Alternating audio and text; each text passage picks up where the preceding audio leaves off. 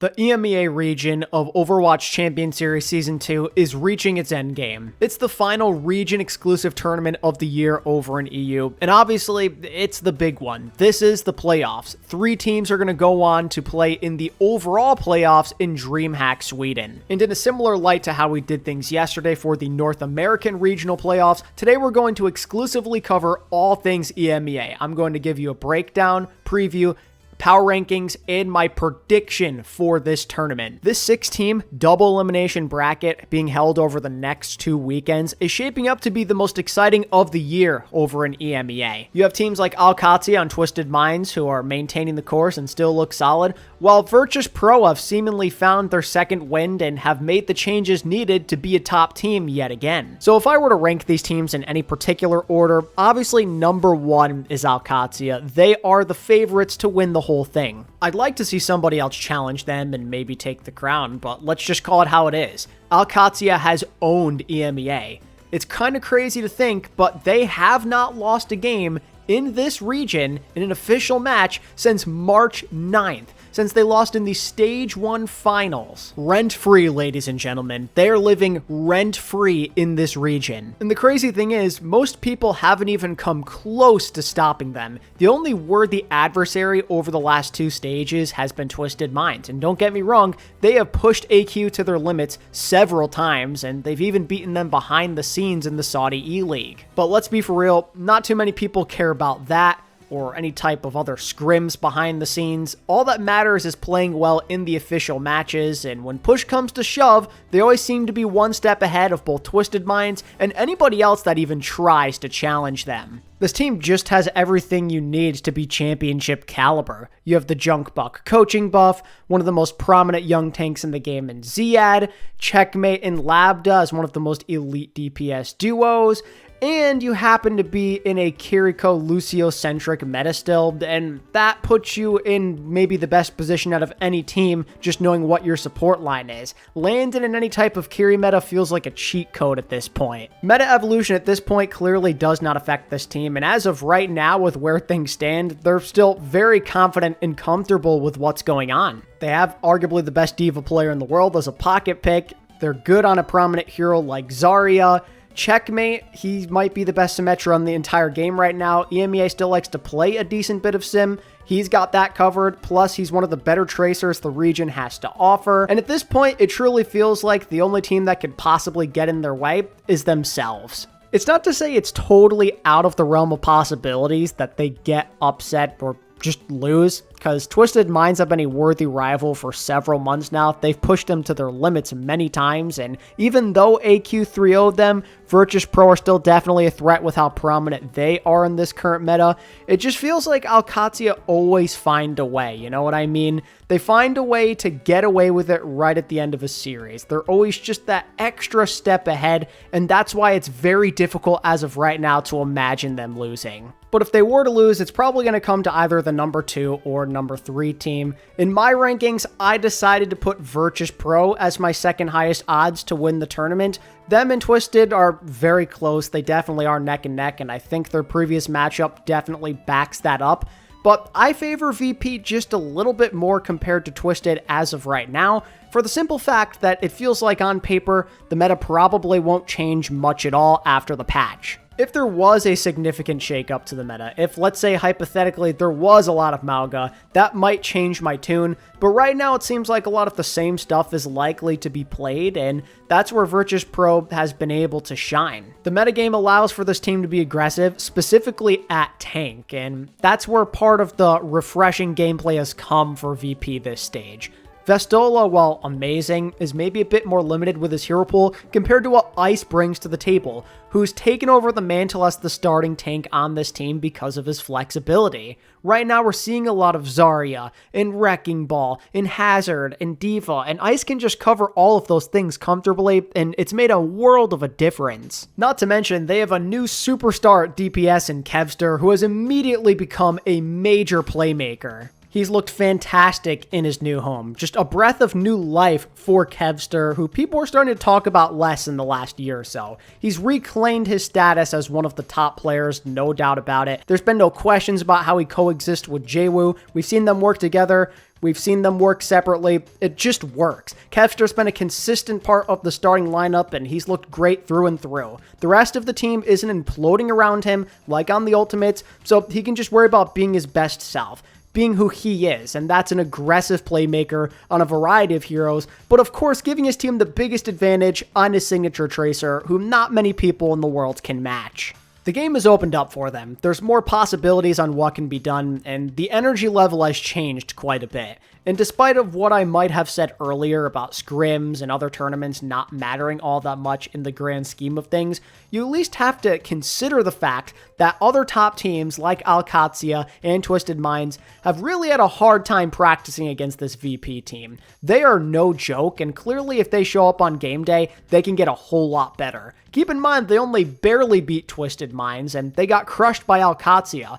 There's levels to this thing, and they have not reached their peak yet. But obviously to get there, they're going to have to conquer the Kings, but also Twisted Minds, who, again, they just barely beat before during the qualifiers, and now they're going to play them in the first round of this tournament, and potentially a second time later down the line. Twisted Minds are my 3 seed for this thing, but they're basically interchangeable with Virtus Pro. They came very close to beating those guys the last time they played, and Twisted Minds is always a team that you can count on to show up. And if we're talking about results purely, you could make a good argument they're even closer than Virtus Pro are to getting a first place crown.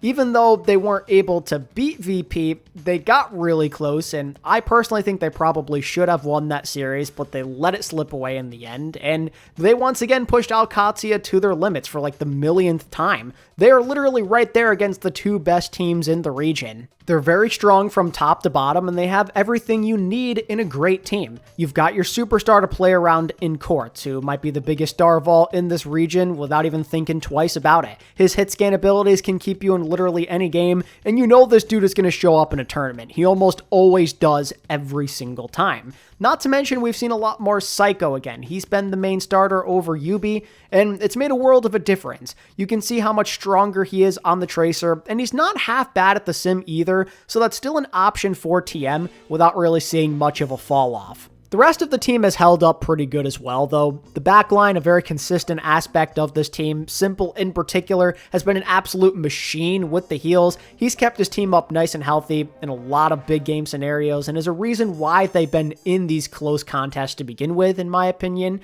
And of course, at Tank, I think both KSA and TVNT have done a good job at adapting to the new metagame.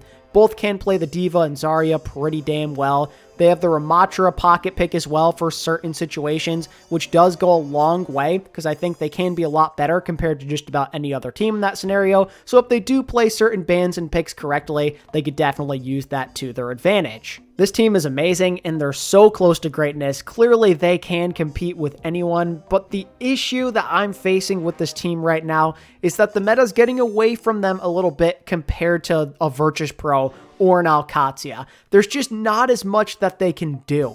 While they have found ways to adapt and stay afloat, they're clearly not perfect at a lot of things, and they fall behind in a lot of regards. A lot of respect to KSA and TVNT, but I don't know if they're as strong as like a Ziad or an Ice in a Zarya D.Va setup. Not to mention, they're not much of a Sombra team. They're not much of a Reaper team. They don't really play much Wu Yang or Wrecking Ball or Hazard either. There's a lot of limitations on what this team can do, and while in a lot of other situations in the past, it hasn't been an issue because they've had their own way to succeed, it feels like with how open the meta is right now, that you need flexibility a lot more, and they just fall behind a little bit there. I think that's part of why they lost that game to Virtus Pro in that map 5.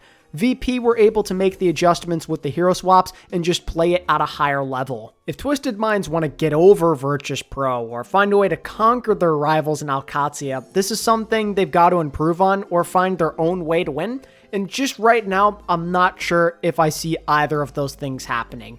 Very doable for them, but clearly they're at a disadvantage. So that pretty much sums up my thoughts on the big three. They're the only real ones that you consider true contenders of winning EMEA, or just in general, getting the top 3 to make it to DreamHack Sweden. Everyone else, they're kind of just there. At my 4 seed, I'm actually going to go with Gen G. I know that they lost to Team Vision, so you may not consider them in a very high regard right now, but I think they're probably the next man up in this situation. Despite the really bad start, I think they've improved a lot very quickly. It was a bunch of new players on this team all trying to figure out what works and what doesn't, so there were a lot of blowout losses. But in the second half of the qualifiers, the play really started to pick up, and a lot of that has to do with plugging Canale back into the lineup. It seemed like he made those guys whole, and they had an identity for themselves, with Tread on the Zarya, Backbone playing a lot of the Reaper. It just worked for them, and as a result, we saw them take a map off of Alcatia, now albeit they weren't really trying their hardest, but still a very impressive feat.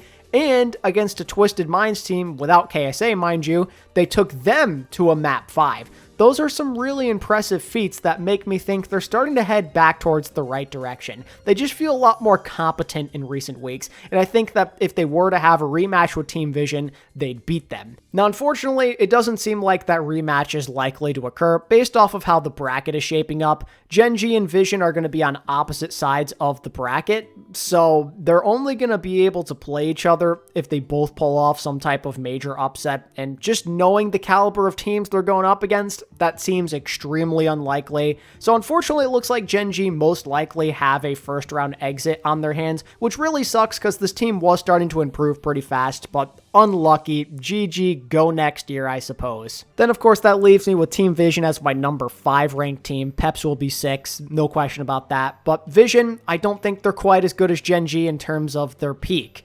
I think that Vision overall have been a bit more consistent, but they've more so been in the scenario where they beat down the teams that they're supposed to, then don't put up any real fight at all against the big 3. And that's the thing, right? It's one thing to beat the teams you're supposed to, but I want to know what happens when you play the teams that you're not supposed to beat. How do you perform against them? And in Vision's case, not very impressive at all. And again, when you combine the fact that I think if they had a rematch with Gen G, it may not go as well, it's hard to rank this team very high. They have our boy Violet, the former GOAT himself, plus Choi Se-won and a couple of other notable playmakers. They're not a bad team by any means, but they're just riding the course. I'm not afraid of them, and I don't expect them to do very well at all outside of maybe one lower bracket matchup. Pretty much here, I just wanted to acknowledge Gen G and Vision and any progressions they may have made just because they were somewhat interesting at the start of this stage, but we all know realistically they're about to get destroyed in this tournament and they won't be relevant for much longer, so I'll leave it at that and we'll move on to my tournament predictions. So obviously it goes without saying, just like NA, there's only 3 realistic teams that make it out of this bracket and move on to DreamHack. It's going to be Virtus Pro, Alcatia, and Twisted Minds. It's like a 99% chance at this point. It would take an epic implosion that we've literally never seen before. The outcome in terms of first place doesn't matter all that much in the grand scheme of it, but I at least think it's a little interesting to keep track of who really is the best of the best in this region.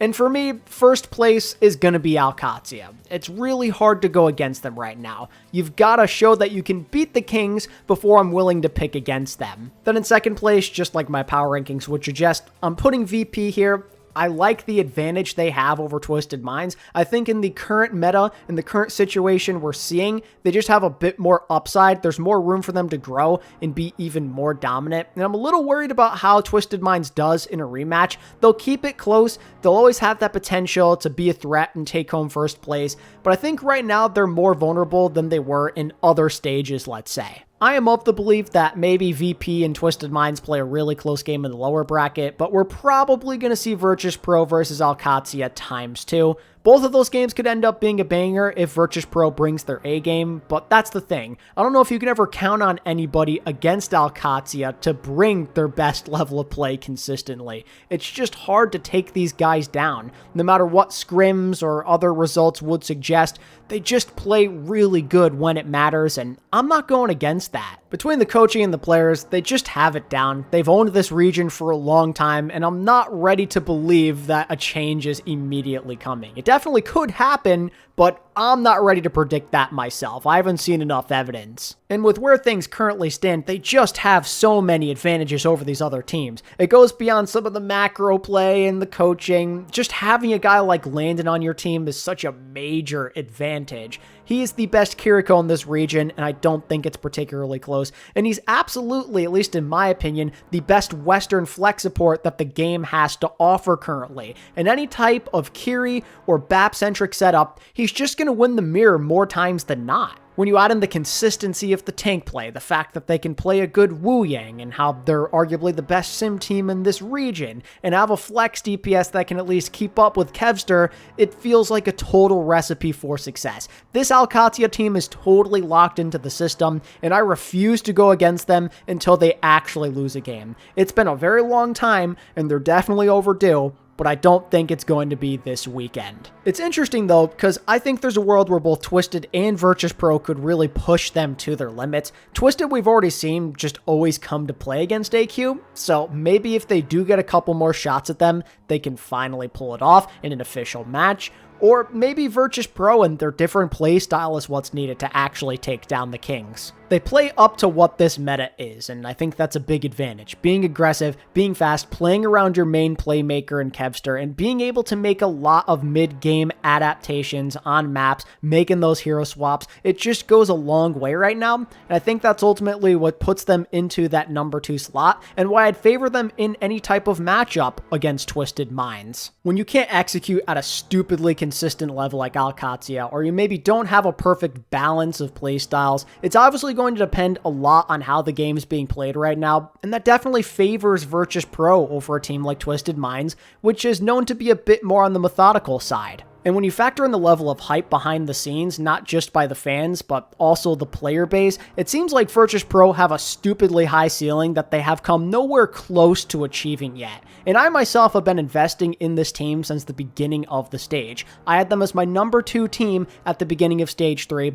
and damn it, I'm not shying away from that now. This team is amazing, and I'm excited to see what they can do in a tournament setting. Hopefully they can have a banger match against Twisted Minds and Alcatia as well, but I suppose we'll find out soon enough. That's just about going to do it for this one. Let me know what you think about this upcoming tournament down in the comments below and who you think is getting first place. Make sure to like the video if you enjoyed and subscribe as well, as it helps out the channel tremendously. See you guys next time.